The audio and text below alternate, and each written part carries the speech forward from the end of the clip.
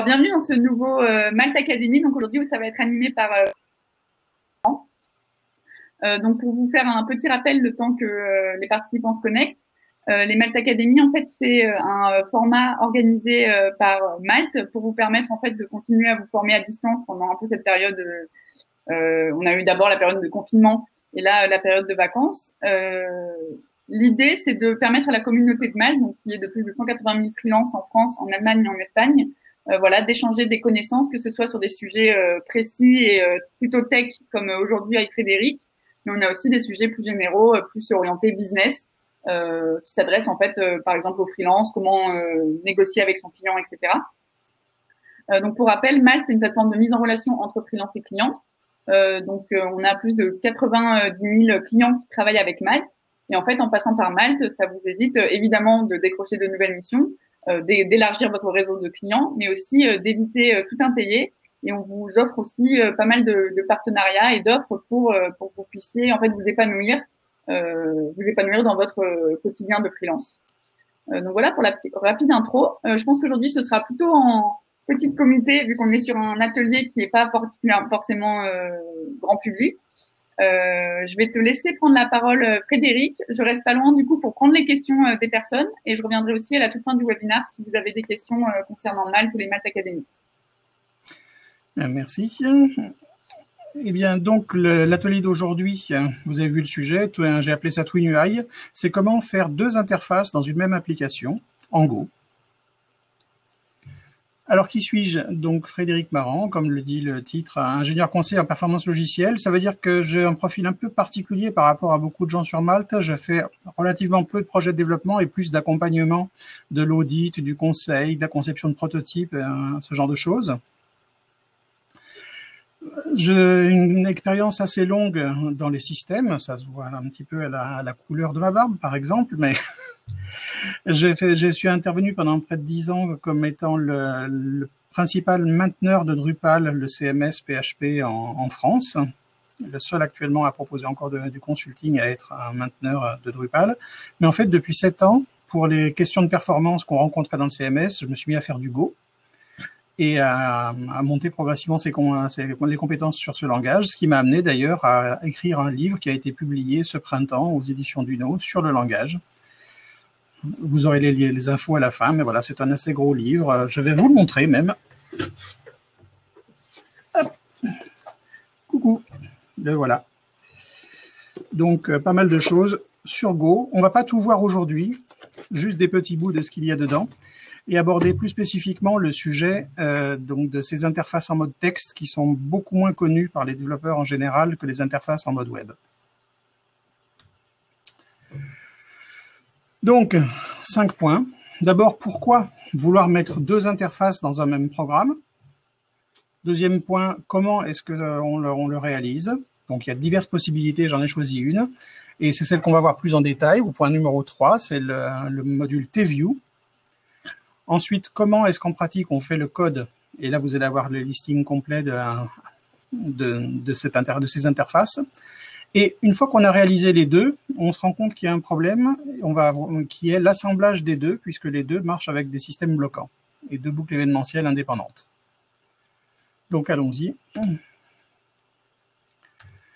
Le besoin. Question. Pourquoi faire des interfaces en mode texte? Aujourd'hui, l'interface web est la référence pour les consommateurs, pour les applications d'entreprise, d'intranet, d'extranet, le e-commerce, les réseaux sociaux. Tout est sur le web, mais en particulier le web mobile. Néanmoins, puisque vous êtes développeur, vous avez certainement remarqué qu'au quotidien, vous passez beaucoup de temps sur la ligne de commande. Et lorsque vous avez besoin de faire certaines opérations qui ne sont pas sur votre Mac ou votre PC, ou sur votre mobile, vous avez besoin de redescendre au mode ligne de commande. Et là, du coup, c'est quand même plus agréable d'avoir des choses qui sont plein écran que d'avoir juste une ligne de commande où on tape et où on édite sa ligne. Pourquoi est-ce qu'on a besoin de faire ça? Par exemple, on va vouloir lancer un programme graphique, même son IDE. Souvent, on ne va pas aller le chercher dans le menu, mais on va le taper en ligne de commande parce que c'est plus rapide. Quand on recherche les options d'un programme qui ne se lance qu'en ligne de commande, comme Docker par exemple, eh bien, on va sur la ligne de commande, on tape les options, on fait des tabs et on voit les options.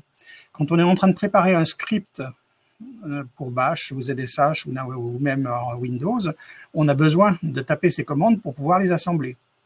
De même, pour certains qui sont plus hardcore, on peut utiliser un éditeur qui est encore en mode texte et non pas en mode graphique, ou bien pour voir la charge de sa machine, on va taper atop ou htop. Et tout ça, ce sont des programmes qui sont en plein écran en mode texte. Le cas également, où ça arrive encore le plus souvent, même pour ceux qui ne sont pas très fans de la ligne de commande par eux-mêmes, c'est lorsqu'on se connecte à une machine à distance. Quand on veut administrer un serveur qu'on rentre en SSH, eh bien, on est en mode texte. Une fois encore, c'est plus agréable d'avoir une interface qui va permettre de travailler en plein écran que de rester juste sur la ligne. Ou bien, un autre cas, c'est pour contrôler un programme en cours. Vous êtes en train de lancer des commandes dans des conteneurs avec Docker. Vous êtes tout le temps en train de taper des commandes sur Docker, Docker PS, Docker Kill, Docker Stop, Docker Run, etc. Donc, on voit que la ligne de commande a encore un intérêt. Et en Go, elle est supportée, mais elle n'est pas supportée nativement, à la différence du support web qui est intégré au langage. Donc, on va voir un petit exemple ici d'une application hypothétique qui est l'exemple du livre dont vous êtes le héros, que vous avez peut-être connu dans votre enfance. Et donc, c'est un petit projet pédagogique qui est fourni par Jon Kalun sur son site pédagogique des Gopher Sizes, que je vous recommande si vous êtes en train de chercher de la formation Go gratuite. Il y a beaucoup d'exercices là-dessus, c'est gratuit, c'est bien fichu. Et il y a un exercice justement sur la création de ce modèle du livre dont vous êtes le héros, ce qu'on appelle en anglais un Choose Your Own Adventure, CIOA. Donc, tel qu'il est conçu, cet exercice, aujourd'hui, fonctionne en mode web. Vous avez les consignes que vous voyez actuellement sur les diapos. Et donc, on vous décrit ça. Vous avez un fichier qui contient une histoire. C'est un JSON qu'on va parser. Et vous fabriquez avec une interface comme celle qu'on voit sur la droite de l'écran. Jusque-là, c'est rien d'extraordinaire, c'est vraiment facile. Mais du coup, comme c'est un exemple canonique d'une petite application web assez typique, on va voir comment est-ce qu'on peut compléter cette application par une interface en mode texte. Donc, que choisir pour fabriquer ça puisqu'on n'a pas de support dans le Runtime Go? D'abord, côté web, pour une démo comme celle-ci, que choisir pour réaliser la partie web? Est-ce que parmi vous qui êtes là aujourd'hui, vous avez déjà l'habitude d'écrire des applications web et avec quoi est-ce que vous les écrivez? Si vous pouvez répondre sur le chat, par exemple. Est-ce que vous avez plutôt l'habitude d'un framework, d'un autre, d'être en natif? Bigo, très bien, ouais. D'autres choix que Bigo? Laravel, en PHP, d'accord. Alors, effectivement, il n'y a pas de framework qui ressemble vraiment à Laravel en Go, pour toutes sortes de raisons. Donc, si vous avez l'habitude de Go, ou si vous découvrez Go, vous avez certainement remarqué dès le départ que l'argument qu'on donne dans le runtime de Go, c'est de se dire, vous n'avez pas besoin d'un framework pour créer des applications. Et jusqu'à un certain point, c'est vrai, en particulier quand vous faites du microservice, où vous n'accédez pas forcément à une base de données relationnelle, et vous avez un nombre de routes qui est très limité, eh bien, souvent, vous n'avez pas besoin d'un framework quelconque. Le langage contient déjà tout ce qu'il faut pour fournir les réponses. Et tous les services de clients et de serveurs HTTP, les outils de test, tout est déjà intégré. Néanmoins, dès l'instant où on va un tout petit peu au-delà, on se heurte à des limitations. Le système de routage ne gère pas les chemins dynamiques. Tous les chemins que vous définissez sont statiques. Vous n'avez pas de chargeur d'arguments puisqu'il n'y a pas de chemin dynamique. Vous n'avez pas de validation. Vous n'avez pas de filtre par méthode. Vous ne pouvez pas définir des groupes de routes et les monter les unes sur les autres, comme on a l'habitude de le faire avec le routeur de Symfony, par exemple, ou de Laravel. Et du coup, on commande souvent pour un premier framework d'utiliser un tout petit package qui s'appelle GorillaMux, qui est vraiment qui fournit le minimum nécessaire pour faire des services. Donc, il est très, très populaire. C'est le framework le plus populaire pour le développement de petites applications ou de microservices en Go.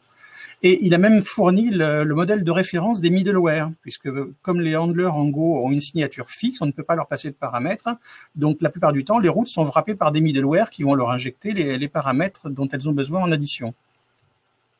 Donc, j'ai utilisé GorillaMux pour cet exemple parce que de toute façon, puisque le modèle des middleware, par exemple, est standard et qui fait très très peu de choses, ça sera facile pour vous de le convertir vers un autre framework, comme par exemple Bigo.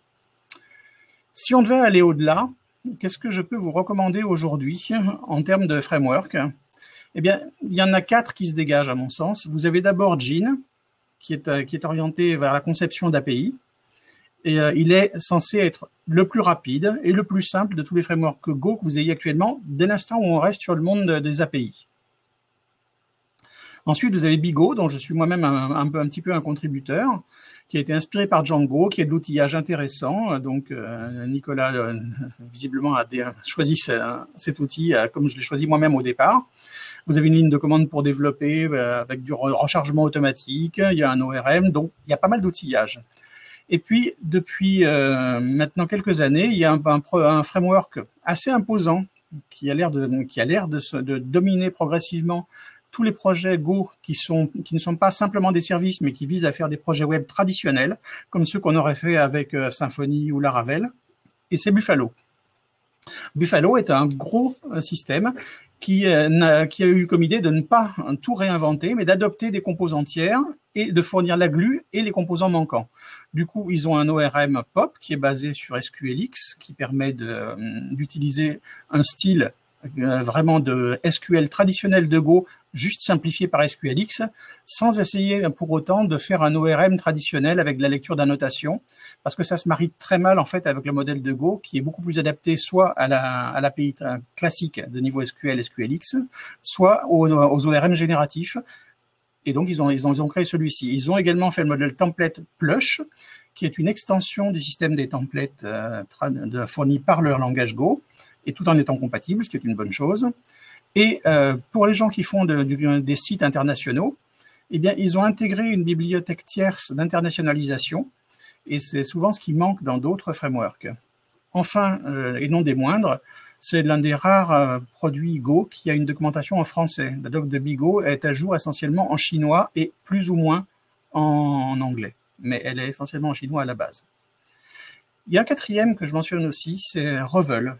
Revel était sur le même positionnement que Buffalo, mais il a déjà 7 ans.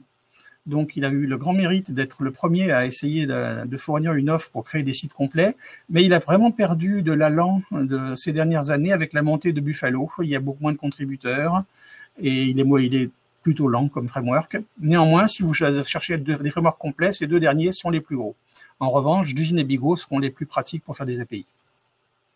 Dans notre cas, quoi qu'il en soit, on va rester sur Gorilla Mux parce que c'est un tout petit exemple. Ce sera plus simple.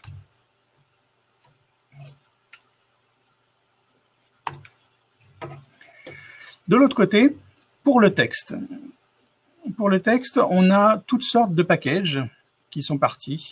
Et aux origines, vous avez dans Google qui a fourni le package Go and Curses. Curses est un système qui est très ancien, qui date des années 70 dans les systèmes Unix des origines, qui a été combiné ensuite avec Terminfo.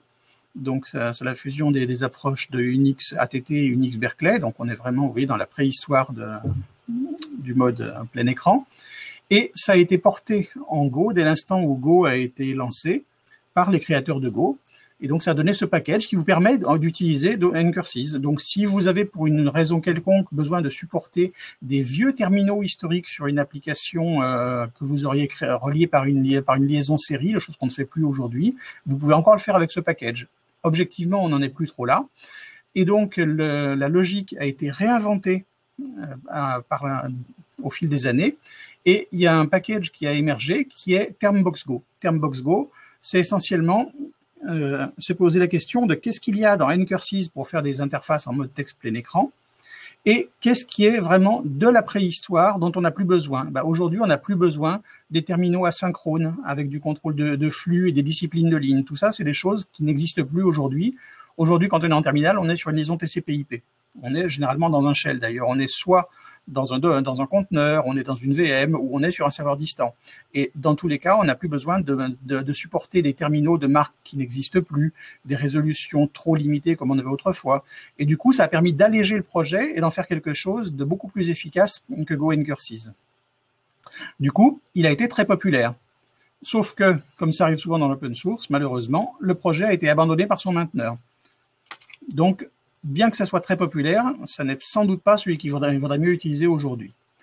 Du coup, quelqu'un s'est posé la question, qu'est-ce que Termbox Go a fait de bien et dont on pourrait s'inspirer tout en améliorant? Et ça a donné Tcell. Tcell a gardé la même approche que Ncurses, mais a changé le moteur sous-jacent. Du coup, ils vont très vite. Ils supportent l'Unicode complètement, ce qui est vraiment un must quand on fait du Go aujourd'hui. Ils gèrent les couleurs et la souris. Par contre, c'est une interface de bas niveau. Du coup, au-dessus, certaines personnes ont créé des toolkits complémentaires. Par exemple, vous avez Gizrak Termuai, qui sert à faire des tableaux de bord graphiques. Donc, par exemple, si vous voulez faire de la supervision d'application et l'avoir non pas dans un navigateur, mais directement dans votre connexion SSH, c'est celui-là que vous allez vouloir utiliser. C'est vraiment, ça vous fournit des alphas graphiques qui sont plutôt impressionnants. Vous pouvez voir le lien vers XP Varmon, par exemple. C'est vraiment bluffant ce qu'on arrive à faire sur un écran en mode texte. De même, pour les gens qui veulent faire du jeu plein écran en mode texte, ça c'est assez geek comme approche, il y a un framework spécialisé. Et puis ensuite, vous avez les gens qui ont voulu refaire de la fenêtre, donc gérer vraiment du fenêtrage en mode texte. Et vous avez GoQui et CLUI qui a repensé TurboVision. TurboVision, c'est une vieille librairie de Borland, autrefois à l'époque de Turbo C, Turbo Pascal, plus très connu aujourd'hui. Donc, du coup, ça soigne les cadres de fenêtres, les couleurs, les dégradés, toutes sortes d'aspects stylistiques. Finalement, celui qui me paraît néanmoins le plus intéressant, qui combine beaucoup d'avantages lorsqu'on n'est pas en train de faire du graphique, c'est TView. Vous avez d'une part toutes sortes de widgets qu'on va examiner, la gestionnaire de fenêtres, vous avez la notion d'application, vous avez des systèmes de layout un peu élaborés, y compris un système flex, comme en CSS. Vous avez un support de 256 couleurs dans les terminaux, la gestion de la souris, un minimum d'accès aux données sonores, une gestion de l'Unicode assez avancée et toute la vitesse qui provient du framework Tcell. Donc, allons-y avec TView. TView a peu de dépendances si vous regardez. Donc, il est construit d'abord sur le Tcell, comme je viens de vous le dire, pour la gestion du plein écran, et il partage avec lui la plupart des dépendances, comme vous pouvez le voir. Qu'est-ce que sont ces dépendances? Vous avez d'une part Colorful, qui permet de gérer les couleurs. Vous savez sans doute qu'il y a plusieurs façons de gérer les couleurs. On a l'habitude du RGB à cause de CSS, mais vous avez également des modèles HSL, CMYK, il y a divers modèles, et tout ça est supporté et retraduit sur la grille 256 couleurs dont on dispose dans un terminal habituel. D'autre part, vous avez 3 éléments pour Unicode. Vous avez Encoding qui supporte les conversions de données non Unicode, parce que lorsqu'on écrit du Go et des services, quelquefois, on a besoin de se connecter à des systèmes historiques qui ne sont pas en UTF-8. Et donc, cette bibliothèque vous permet de ramener de la donnée non Unicode et de la convertir et de la traiter comme de l'Unicode dans votre application à la sortie. Vous avez d'autre part Runewidth qui permet de connaître la taille des caractères. Alors, dans les langues occidentales comme le français, c'est très facile. Tous les caractères ont une largeur 1. Donc ça va bien. En revanche, lorsque vous avez des caractères idéographiques, comme les langues asiatiques, certaines runes peuvent représenter plusieurs positions à l'écran, y compris en mode texte. Et donc, ça vous permet du coup de gérer la taille de ces caractères, y compris lorsqu'ils s'étalent sur plusieurs cellules de mode texte. Et enfin, vous avez Uniseg qui vous permet de segmenter votre Unicode essentiellement pour voir où on peut couper à l'intérieur d'un caractère. Par exemple, lorsque vous avez justement un caractère accentué, il s'agirait pas de couper la longueur d'une chaîne entre l'accent et la lettre de base, par exemple, dans une décomposition canonique. Et enfin, tout en dessous, vous avez le support X6 pour les appels système et Xtext qui contient les bases de l'internationalisation telles qu'elles sont fournies par le Runtime Go.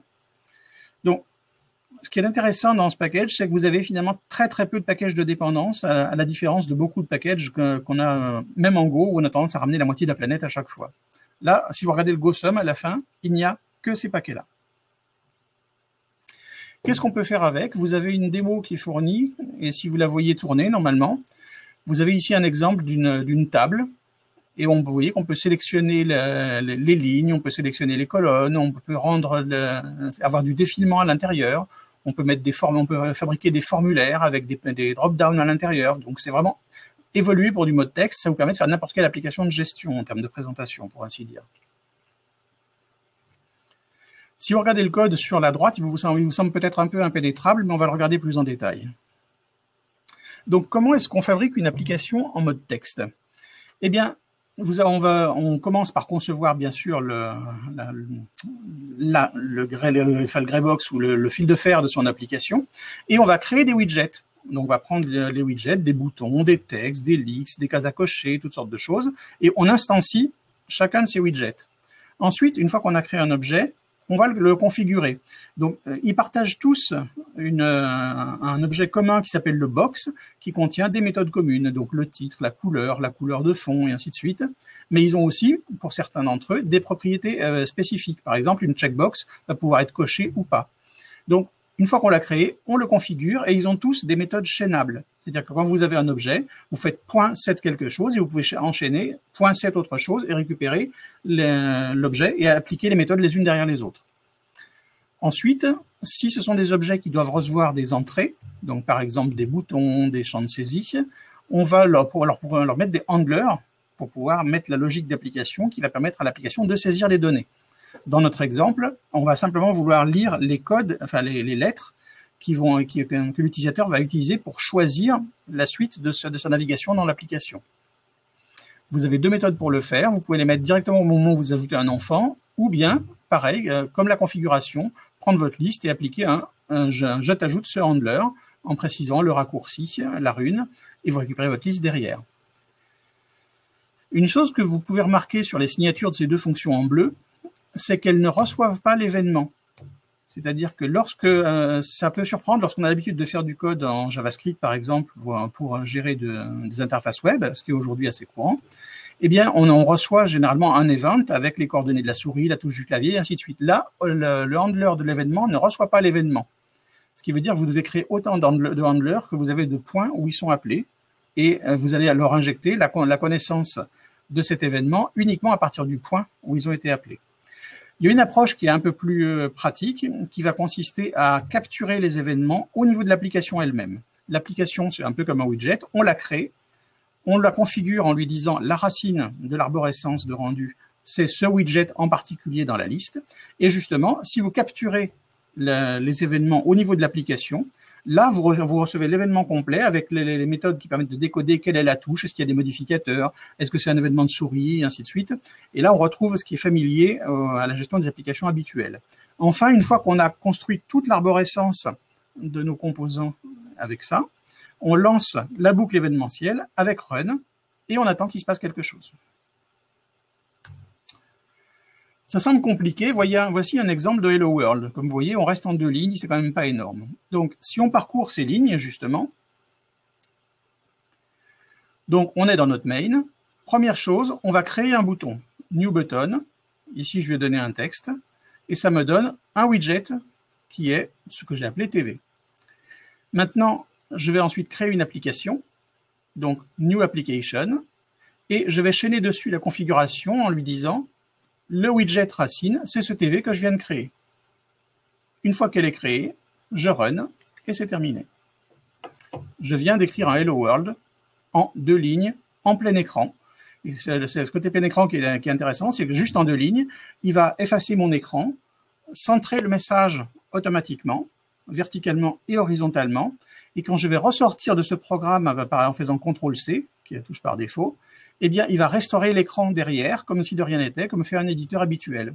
Vous voyez qu'on a vraiment une fonctionnalité qui est facile à utiliser à l'échelle de ce qu'on attendrait d'un plein écran.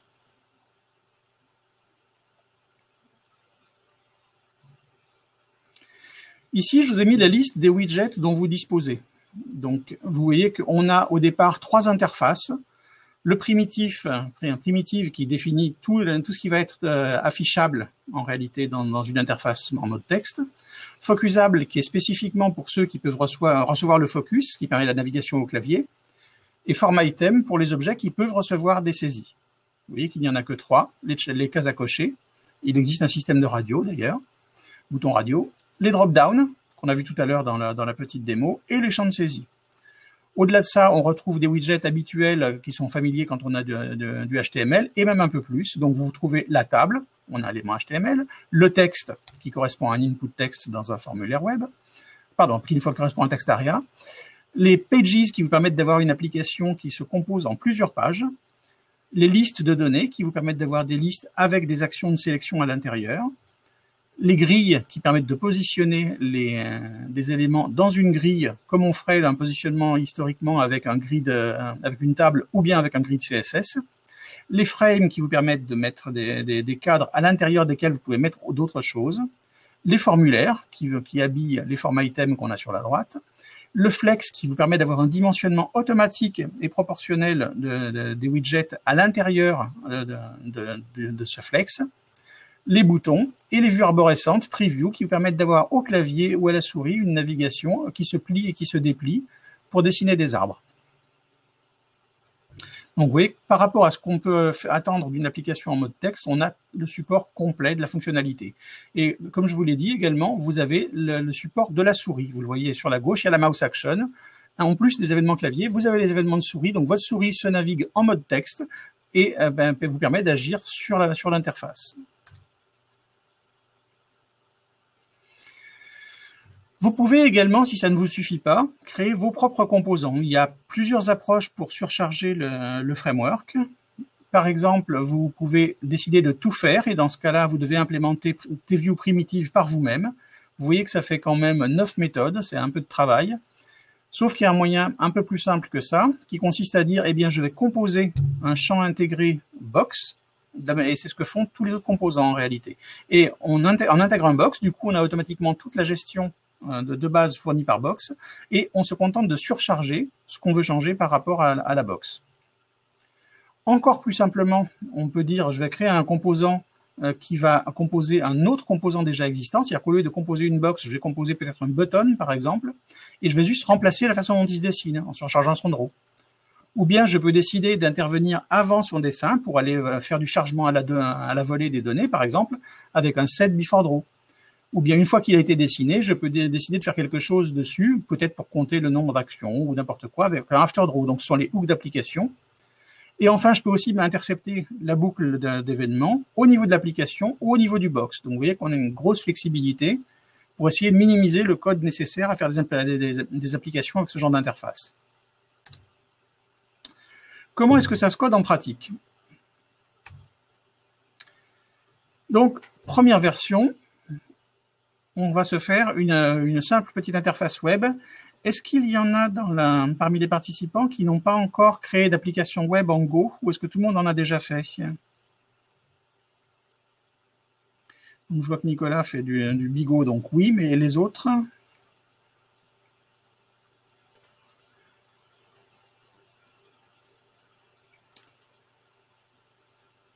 Pas de réponse?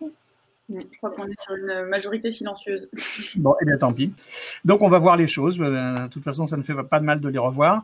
Donc, pour faire cette application simple de parcours de livres dont vous êtes le héros, il nous faut quoi? Il nous faut des données qui vont représenter l'histoire. Il nous faut un template pour fabriquer la page, puisque c'est une application à page unique. Un point d'entrée qui va assembler le tout. Il y a un petit peu de documentation. Il nous faut un module de Go pour charger les données, des styles pour aller avec le HTML, et les handlers web qui sont là où se passe finalement le travail. Donc, vous voyez, on crée une petite application avec quelques fichiers. Donc, le premier fichier qui contient le gros de la logique, allons-y. Donc, on commence par lire la ligne de commande. Ah, tiens, on est déjà sur du texte, puisque quand on tape une commande comme celle-ci, on a la lecture des drapeaux. Pour taper les drapeaux, on ne peut pas le faire dans une interface graphique. Donc, on va aller lire de la ligne de commande. Ça veut dire que ce programme, de toute façon, comme la plupart des programmes, va être lancé par du mode texte. Donc, qu'est-ce qu'on lit? On lit l'emplacement où se trouve le fichier, avec une valeur par défaut, et le port TCP sur lequel on va écouter. Ça nous donne donc un chemin et un numéro de port. Ensuite, on charge notre donnée. On va aller voir comment, mais on charge l'historique à partir du chemin qu'on vient de recevoir. On sort en cas de problème. Ensuite, on va aller compiler notre template. On sort en cas de problème, puisqu'on est au début de l'application, c'est la chose à faire à ce stade. Puis, on va configurer le web, et c'est là où arrive GorillaMux. Vous voyez que, au lieu de passer par le routeur par défaut fourni par Go, on va créer un routeur GorillaMux.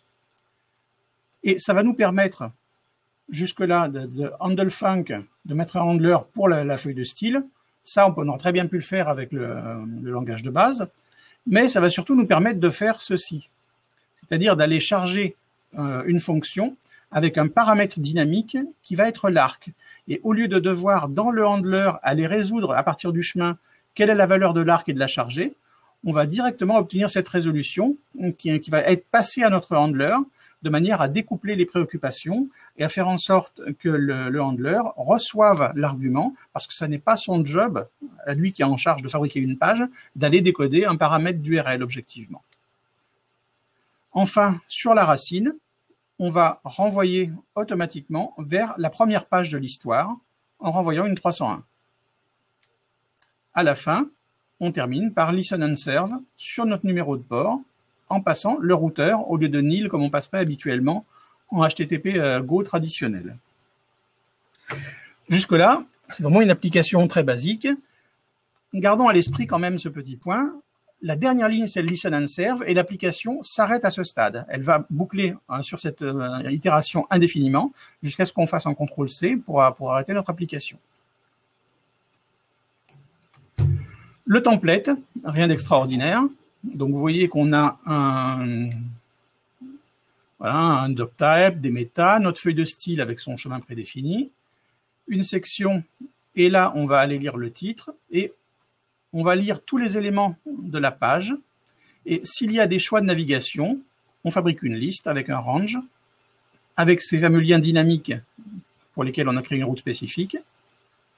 On sort de notre range, fin de section, et un petit footer qui nous raconte l'histoire. Donc, vraiment un template très basique. Ensuite, le chargement de la donnée. Eh bien, comment est-ce que ça se représente? Notre donnée, c'est en fait une carte par des chaînes d'arcs. Donc, un arc narratif, c'est ce qui se passe sur une page, en fait, c'est-à-dire un titre, une série de paragraphes, donc une tranche de paragraphes en Go, et une tranche d'action qui décrit où on peut aller. Donc, pour charger notre donnée,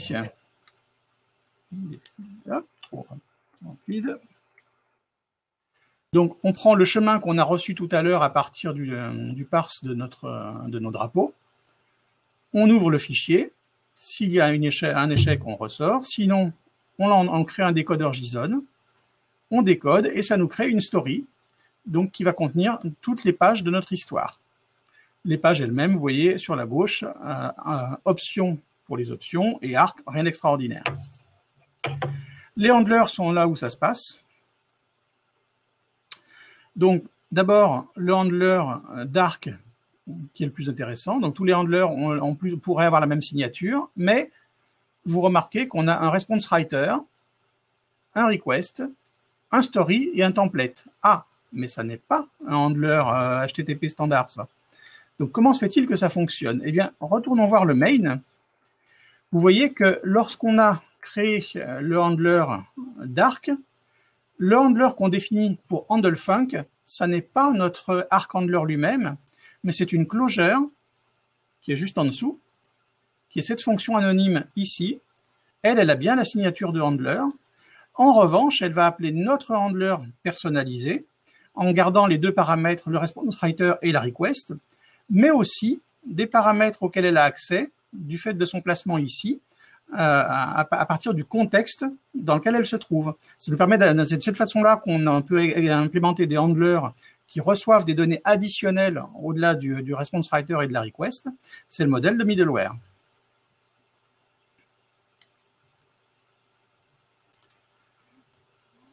Donc, qu'est-ce qu'on en fait?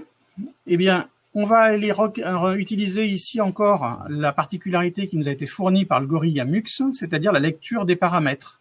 Comme on était sur une route qui s'appelait arc/arc, eh bien, on récupère une variable avec le nom arc qui nous permet d'obtenir le nom du chemin sans avoir à aller parser la request, à aller la matcher avec quoi que ce soit. On récupère directement cette donnée. Et si on n'a pas une donnée valide, on redirige vers la racine. Sinon, on va pouvoir l'utiliser et on récupère le nom de l'arc qui a été demandé. Si l'arc est connu, le OK va être vrai, sinon on fait une 404, bien sûr. Et on va exécuter notre template déjà compilé, puisqu'on l'a compilé dans main, en lui passant le nom de cet arc. À partir de là, il n'y a pas d'erreur. Et comme il écrit à l'exécution du template, utilise le writer, le response writer W qu'on a reçu en paramètre, le template va directement sortir les données sur le flux de réponse HTTP et ce sera tout pour notre réponse d'une page normale. Le style handler qui gère la feuille de style, lui, n'a pas besoin de paramètres additionnels, donc c'est un handler tout simple qui va charger sa feuille de style, la refermer avec un defer à ne pas oublier pour ne pas laisser de données qui fuient, envoyer un header particulier parce que vous avez, quand vous faites une réponse en HTTP, par défaut, vous renvoyez du text plain. Là, le texte CSS, on va le forcer en disant « j'ai ce header » et c'est du content type text CSS. Pour afficher sur la sortie, on va utiliser une fonction de copie fournie par le runtime Go, qui est la fonction copy du package IO, qui est capable de lire, de prendre un reader comme notre fichier et de le recopier sur un writer. Donc, pas besoin de faire nous-mêmes une boucle, pas besoin de charger en mémoire, et c'est là la grande force de ce système. Quand vous faites de la lecture, par exemple, avec Laravel ou n'importe quel code PHP, en règle générale, pour ne pas vous compliquer la vie, vous avez tendance à faire un file get contents qui charge l'ensemble de votre fichier, donc qui occupe de la mémoire, et qui ensuite réécrit ceci sur la sortie. Bon, avec copy, vous avez un système qui est automatiquement streamé entre votre source de données et votre destination de données, ce qui fait que votre handler va consommer très peu de mémoire. Pour un petit CSS comme ça n'a pas d'importance, mais lorsque vous êtes en train d'afficher par exemple un média, une vidéo, ça fait toute la différence.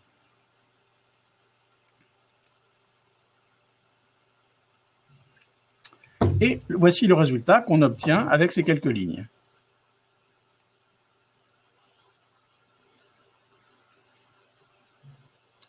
Maintenant, l'équivalent en mode texte, qu'est-ce que ça pourrait être? Eh bien, on peut avoir une maquette comme celle-ci. Vous voyez, ça ressemble à la page qu'on a juste avant. On voit bien qu'on a ce titre en gras, au centré, le texte en dessous et les actions qui sont en bas. Et bien là, on va faire pareil sur du mode texte. On va dessiner une interface avec 3 petits cadres. L'un qui va contenir notre titre, ça sera un texte. Un autre qu'on va contenir le récit. Et un troisième qui va contenir les choix. Exactement comme précédemment, on avait le titre, le body et les actions en bas. Et on va mettre ces 3 éléments dans un layout en grille qui va nous permettre de les placer les uns par rapport aux autres. En termes de code, eh ben, c'est pas plus compliqué. On n'a que 3 fichiers plus notre Gopher.json, qui est le même fichier que tout à l'heure. Donc un fichier de données, un point d'entrée de l'application, un autre pour charger les données, et c'est fondamentalement le même que le précédent, et les composants d'interface qui sont créés, comme je vous l'ai décrit un petit peu tout à l'heure. On va commencer par le main, ici, parce que c'est l'ordre logique des choses. Donc, notre application, comme tout à l'heure, elle a besoin de charger le nom du fichier à partir duquel elle va charger les données. Donc, elle parse le flag qui lui donne l'emplacement du fichier. Avec ça, elle appelle une fonction initModel qui va charger les données, puis initUI qui crée tous les composants. Ensuite, elle demande à la vue, puisqu'on est dans un modèle finalement, un modèle vue contrôleur, réellement ici, et on est sur une vue au sens vraiment plein du modèle, et on lui dit traite l'arc intro, de manière à ce qu'on ne démarre pas avec une application vide, mais qu'on démarre avec des données. Et de la même façon que pour le web, on s'arrêtait sur le listen and serve, ici on s'arrête sur le run, qui va être notre boucle événementielle qui ne sortira qu'à la fin de l'application. Pour charger le modèle, on est sur quelque chose d'aussi simple que tout à l'heure. On crée notre story, on la charge à partir du JSON et terminé. Là où c'est plus intéressant, c'est sur l'application. Donc, vous voyez qu'on va recevoir notre story, c'est-à-dire notre modèle de données déjà chargé, et on va renvoyer une application et une vue, qui ont 2 rôles différents. L'application, c'est essentiellement ce qui contrôle la boucle événementielle et le traitement des événements. La vue, en revanche, ça va être quelque chose que vous allez créer, on va le voir sur le prochain écran, qui contient vos composants visuels. Ça, c'est l'équivalent de la façon dont le navigateur de son côté va fabriquer un DOM. Sauf que là, on n'a pas de navigateur, donc vous le gérez dans l'application et non pas dans la surface d'affichage. Pour ça, on crée effectivement notre vue, une application, et on lui dit, eh bien, la racine de cette application, ça sera le composant grid qui est présent dans la vue que nous venons de créer. On va activer la souris, vous voyez, juste en rajoutant cette méthode, subitement notre interface en mode texte supporte la souris. Et on va activer ici la gestion des événements. Vous voyez, au niveau de l'application, on va capturer les événements et en capturant les événements clavier comme ceci, on va rentrer dans une closure qui reçoit la touche déjà décodée. Donc, un simple switch nous permet de savoir est-ce que c'est la touche Escape, auquel cas j'arrête mon application et ça interrompt ma boucle événementielle. Ou bien, est-ce que c'est cette valeur magique qui me dit, en fait, c'est une touche de lettres ordinaires, au sens très, très étendu, hein, ça inclut aussi bien les chiffres que les lettres, que les symboles. Et si c'est le cas, je vais déduire avec une fonction de ma vue quel est l'URL, qui est en fait le nom de l'arc, qui est demandé à partir de cette touche. Si le choix consiste à quitter l'application, eh bien là aussi, je vais demander à sortir. Et sinon, je vais demander à la vue, eh bien, traite cet événement, puisque dans un modèle MVC, la vue lit les données du modèle en réagissant aux événements.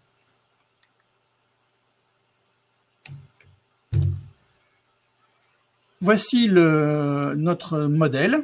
Vous voyez que c'est essentiellement la même chose que tout à l'heure. Les labels ont un peu changé, mais c'est toujours des options, des arcs et une historique et une map by string of arc. Le chargeur lit le fichier, décode le JSON, et on a cette petite méthode arc qui, à partir d'une URL, nous permet d'avoir un nil ou un arc sans erreur. Rien de bien spécial.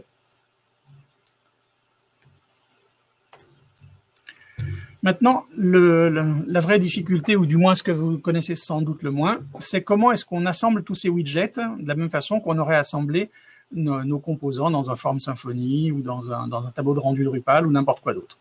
Eh bien, j'ai fait deux méthodes pour nous aider à ça. Vous avez la fonction TextView ici, qui est une fonction de l'application qui prend juste un titre. Donc, comme j'ai décrit tout à l'heure, il commence par créer le widget, puis il le configure en lui disant alignement à gauche et couleur noire. Ensuite, vous remarquez que je m'interromps à ce stade. Je ne chaîne pas les méthodes suivantes. Et pourquoi? Eh bien, c'est parce que certaines méthodes, qui se chaînent entre elles, ne permettent que de renvoyer la box. Donc, puisqu'on renvoie la box embarquée, on n'aura plus accès aux méthodes qui sont spécifiques au widget qui contient la box. Donc, à un certain stade, on crée le widget et on met les options de configuration qui renvoient à nouveau l'objet spécifique lui-même, dans notre cas une TextView. Et vous voyez bien que TextAlign et TextColor, ce sont des options qui sont destinées à un objet de type texte et non pas à n'importe quelle boîte comme un simple rectangle, par exemple. Donc, ce qu'elle renvoie, elle renvoie encore l'objet complet. Donc, je peux chaîner ces méthodes entre elles. En revanche, au moment où j'utilise mon setBackgroundColor ici, ça, c'est une méthode de box. Or, puisque c'est une méthode de box, elle ne pourrait pas renvoyer l'objet dans lequel elle se trouve parce qu'elle ne connaît pas son type. Donc, elle renvoie un box. Donc, si je chaînais cette méthode à ce stade, le résultat serait un box et mon affectation en haut récupérerait un box et non pas un TextView. C'est pas le but recherché. Donc, on crée d'abord le chaînage des configurations de plus haut niveau, puis de plus bas niveau. Ensuite, je définis mon titre et à la fin, je retourne ma TextView. Même chose en dessous pour la fonction list qui va me créer une liste, définir une couleur, le fait qu'on n'affiche pas le texte secondaire. Alors, cette notion de texte secondaire, c'est dans une liste textuelle, vous pouvez mettre deux éléments. Un élément primaire, qui est le texte qui s'affiche, et un élément de texte secondaire qui peut servir de légende. Comme on a rarement beaucoup de lignes disponibles sur un écran, on va choisir de ne pas l'afficher, mais par contre, nous, on va l'utiliser pour stocker dedans l'arc auquel correspond le choix. Et c'est très pratique parce que ça nous permet d'avoir finalement dans notre liste d'actions un texte affiché et un élément caché, de la même façon que quand vous faites un ahref dans du HTML, vous avez le texte que voit l'utilisateur et l'URL vers lequel il doit aller qui lui est masqué. Donc là, on fait la même chose avec du mode texte grâce à ce texte secondaire. Et puis, juste pour la beauté de la chose, on définit une couleur pour les raccourcis, de manière à ce que les choix qui sont proposés à l'utilisateur ne soient pas de la même couleur que le texte qui s'affiche. Enfin, un peu de couleur pour montrer le fait qu'on dispose d'une palette de couleurs et d'alignements sur nos titres et on renvoie la liste. Pour initialiser notre vue qui contient donc le heading, le corps, les actions, eh bien, on appelle ces deux méthodes. TextView d'abord avec la scène pour définir la petite fenêtre en haut. Une deuxième pour la description. Vous voyez qu'elle est scrollable, donc au fur et à mesure qu'on rajoute du texte dedans, ça va permettre de défiler. Donc si vous cliquez dedans, vous pouvez faire défiler avec les flèches ou avec la roulette de la souris. Et enfin, notre petite fenêtre d'action en bas qui va contenir les choix de navigation. Au-delà, on a les éléments qui permettent à ceci de fonctionner, et notamment la grille dans laquelle on va placer ces trois vues. Grille qu'on configure justement à partir de là avec le set rose. Vous voyez qu'on lui définit on peut mettre autant de lignes qu'on veut, c'est un vararg. Donc on peut mettre 7 roses et on dit je veux une première ligne de hauteur 3, une deuxième de hauteur 0, ce qui veut dire qu'elle est auto-ajustable en fonction du contenu et de la place disponible, et une troisième ligne de 5 lignes de hauteur. Pourquoi est-ce qu'on met autant de lignes? Eh bien c'est qu'on a besoin d'une ligne pour contenir le titre, on va laisser 3 choix d'action pour le texte, mais comme on est sur un affichage en mode texte, chaque bordure occupe la hauteur d'un caractère. Donc, dès l'instant où on rajoute des bordures autour d'un élément, il faut rajouter des lignes pour les contenir. C'est pour ça que notre petite ligne une ligne de texte occupe 3 lignes de hauteur sur l'écran.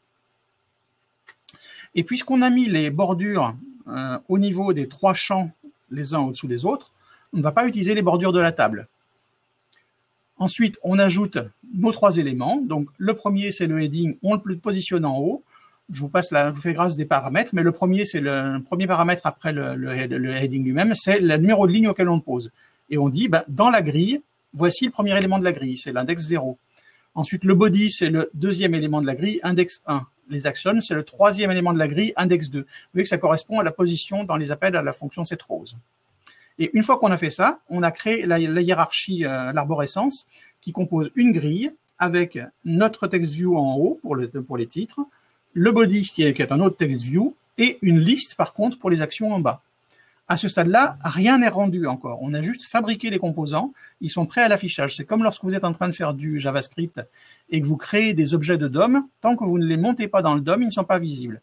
Et bien là, c'est la même chose. C'est le fait de faire l'action dans le main à la fin qui va les représenter. Et c'est au moment où on lance le run, que vous voyez tout en bas ici à droite, que toute cette hiérarchie va être envoyée à l'écran et qu'on va commencer à réagir aux données aux événements qu'on reçoit.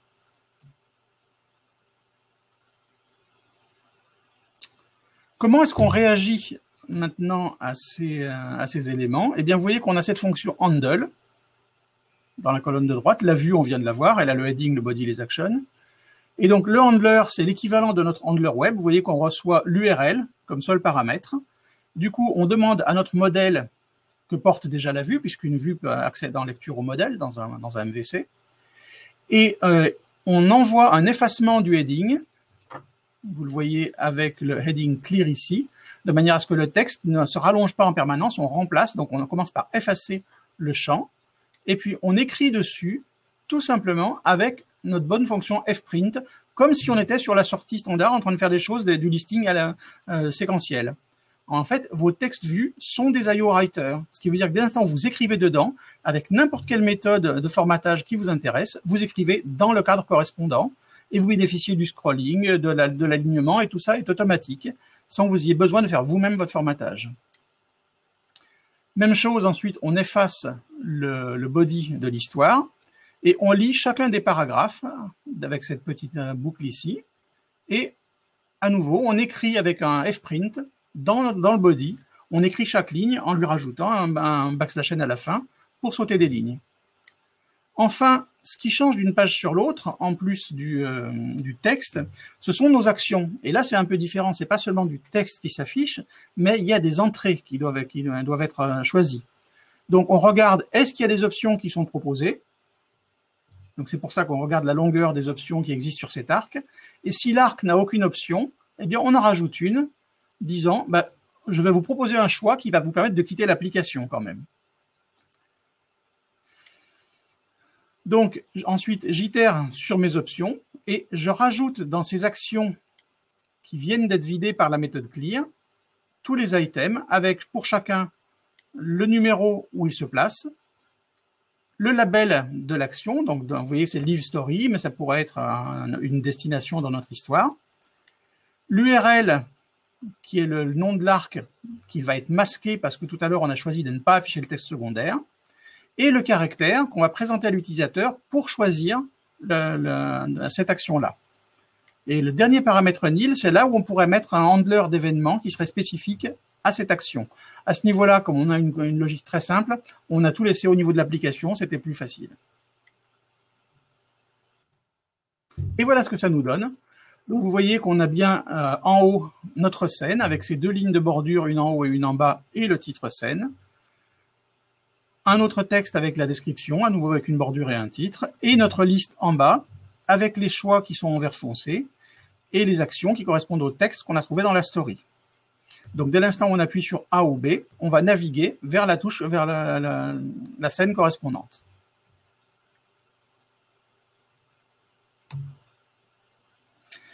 Je vais essayer de vous faire la démonstration de ceci en fonctionnement. Donc, je vais partager autre chose cette fois-ci.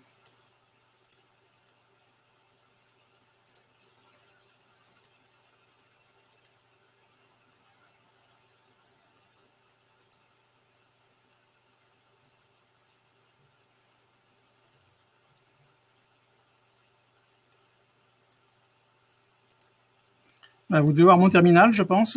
Est-ce que c'est bon pour tout le monde? OK. Donc là, on est dans le programme. Vous voyez l'exemple de notre fichier main. C'est bien le listing que je viens de vous présenter. Et donc, si je lance mon programme, vous retrouvez bien l'interface que je viens de vous présenter avec ces choix. Donc, le titre. Je peux aller choisir les actions et avec le A, par exemple, je vais aller voir ce qui se passe à New York d'après le récit de cette histoire. Toc, automatiquement, vous voyez que je suis passé sur la page New York et les choix en bas ont été réinitialisés, la liste de choix a été vidée et reconstruite. Prenons le choix B cette fois-ci, je vais vers une autre page. Je choisis encore le choix B cette fois-ci, par exemple, et je reviens encore vers une page. Vous voyez, donc on a ces interactions qui sont immédiates au clavier. Là, si j'appuie sur le choix A qui a été ajouté parce que c'était le dernier que l'histoire est terminée à ce stade, je ressors de mon application et mon écran est restauré. Vous voyez que le texte qui était précédemment à l'écran est à nouveau présenté parce qu'il était sauvegardé au moment du lancement de l'application. Revenons à la présentation.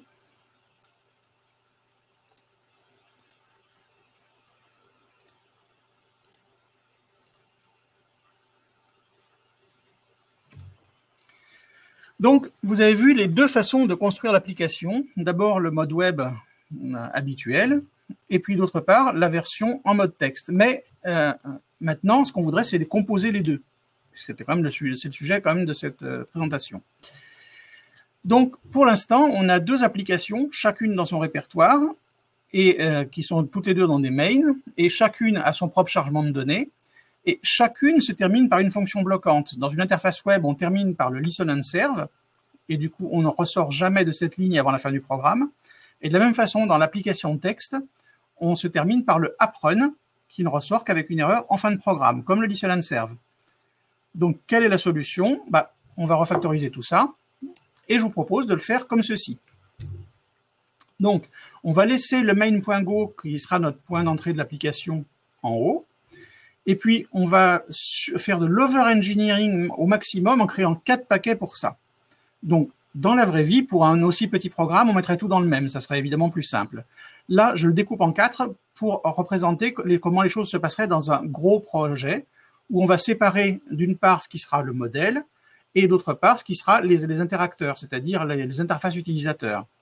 Donc, dans notre modèle, on va mettre la couche d'accès, modèle, on a vu que c'était pratiquement la même entre les deux de toute façon, et le fichier de données pour l'instant, parce que dans la vraie vie, on aurait un service web ou une base de données pour nous le fournir. Et ensuite, séparément, on va créer un répertoire séparé pour chacune des interfaces, qui ne va cette fois-ci s'occuper que de gérer la vue correspondante, une vue en mode texte ou une vue en mode web. C'est quelque chose que vous connaissez peut-être déjà, vous avez peut-être déjà vu, c'est ce qu'on appelle un système d'architecture hexagonale en fait. L'application qui est au milieu, qu'on connaît tout le reste. En revanche, on sépare toute la logique des interacteurs dans des paquets d'interactions qui ne connaissent que l'interface qui est exposée par l'application pour parler, et on sort également de la même façon les sources de données vers une fourniture de sources, qu'on appelle un repository dans ce modèle-là. Bon, ça, c'est vraiment à grande échelle. Ça, c'est un exemple qui est fourni par Netflix. Mais vous voyez, c'est pour ça que je vous ai fait ce découpage en 4 morceaux pour ouvrir la voie vers cette représentation. Je crois d'ailleurs qu'il y a une Malte Academy dans quelques jours qui sera fait par Henri Lepic qui va vous proposer comment vraiment structurer des applications un peu importantes, je pense, sur ce modèle-là. Donc, comment est-ce qu'on combine les deux? Eh bien, tout le secret va se passer dans le main. Donc, notre main, si vous le regardez, le début commence comme les deux autres, finalement. On lit le story qui sert à tout le monde, on lit le port qui ne sert qu'à l'interface web, et on fait le parse. Jusque-là, rien de particulier. Ensuite, on va initialiser notre modèle. On a unifié la lecture du JSON, dans notre cas, dans une seule fonction, et on regarde, est-ce que j'ai bien récupéré une story correcte? Si je n'ai pas de story, je sors. Et sinon, ma story est correcte, donc je défère close. Un truc à ne pas oublier, parce que c'est une erreur que je vois souvent. Moi, j'enseigne le Go en école dans le supérieur. Et je vois souvent des élèves dans les devoirs qui mettent le defer close juste après la ligne de story R. Dans n'importe quelle fonction Go, vous savez qu'on a cette logique, je récupère mon descripteur de quelque chose et une erreur. Et derrière, je fais un defer de close sur l'objet que j'ai reçu. Mais le problème, c'est que lorsqu'on a une erreur, l'objet qu'on a reçu est généralement invalide. Donc, il faut toujours faire le close après avoir vérifié qu'on n'a pas eu d'erreur. Et une erreur courante qu'on voit dans beaucoup de codes, c'est des gens qui lancent le defer avant de tester l'erreur. Le problème étant que souvent leur code est testé uniquement en conditions happy, où tout va bien, et ils ne se rendent pas compte que ce qu'ils ont en situation d'erreur serait en échec. Donc, juste une parenthèse. Ensuite, on initialise nos deux interfaces. Une petite fonction qui va appeler toutes les méthodes qu'on a vues tout à l'heure dans la couche de création des widgets, TextUI. Une autre, initWebUI, qui va faire l'association des chemins aux routes GorillaMux. Et enfin, on arrive sur la combinaison des deux.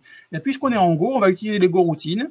Donc, vous voyez que la première GoRoutine, ici, va lancer l'interface texte et elle ne sortira qu'en cas d'erreur dans l'interface.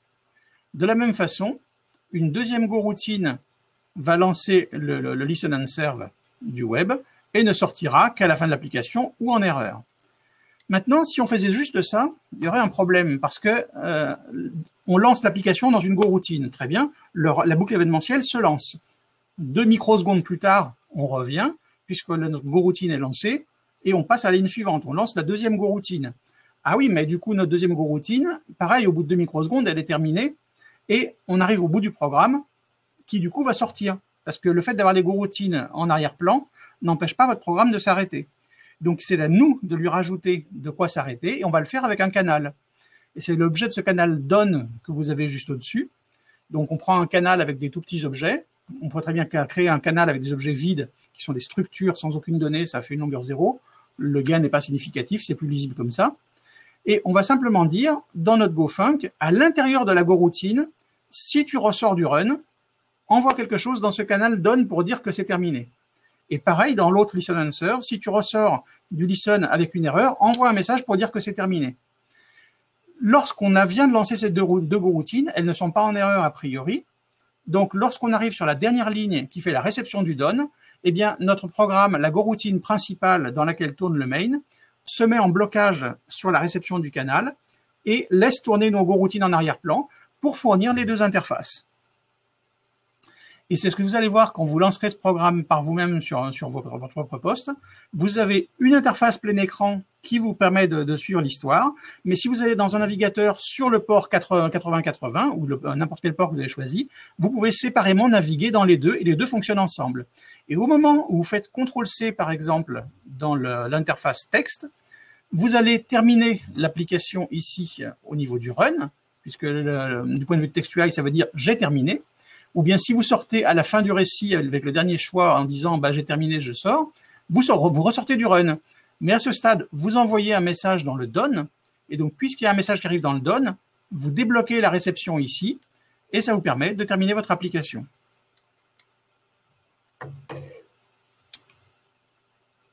Voilà, voilà. À ce stade-là, vous avez TwinUI, deux interfaces sur une même application qui fonctionnent ensemble et qui se terminent de façon synchronisée grâce à ce canal. Une dernière petite chose, néanmoins, à ce stade-là, vous pourriez vous poser la question, qu'est-ce qui se passe en cas d'erreur? Quand on fait de l'affichage par défaut en Go, eh bien, le package de log par défaut sort sur la sortie d'erreur. Donc, imaginons qu'on ait lancé notre programme et pour une raison ou pour une autre, on a déplacé le fichier de style qui n'est plus là. Et au moment où arrive un utilisateur qui charge l'interface web, eh bien, il obtient des erreurs comme on voit dans l'encadré orange. Ces erreurs sortent sur la sortie d'erreur standard. Du coup, elles ne sont pas formatées. Elles font glisser notre interface plein écran sur laquelle on est en train de consulter l'interface utilisateur. Et c'est assez désagréable. Vous avez certainement déjà vu ce genre de choses. Vous êtes en train de travailler dans un truc en plein écran, un éditeur ou n'importe quoi, et là-dessus arrive un log dans votre application. Eh bien, en fait, vous pouvez l'éviter très simplement. Parce que je vous ai dit tout à l'heure que les text view étaient des IO writers. Et donc, vous pouvez utiliser la méthode setOutput du paquet log et lui passer le body d'une fenêtre de votre choix. Et du coup, les erreurs vont sortir cette fois-ci proprement, formatées, dans la fenêtre que vous avez choisie. Et ça ne va pas casser votre interface.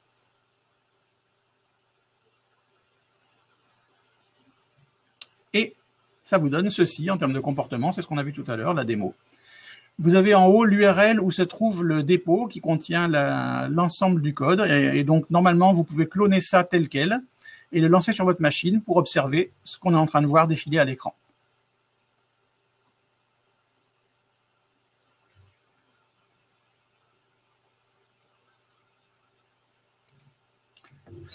Pour aller plus loin, eh bien, j'ai fait un livre sur Go toute l'année dernière qui a enfin publié, qui a enfin été déconfiné.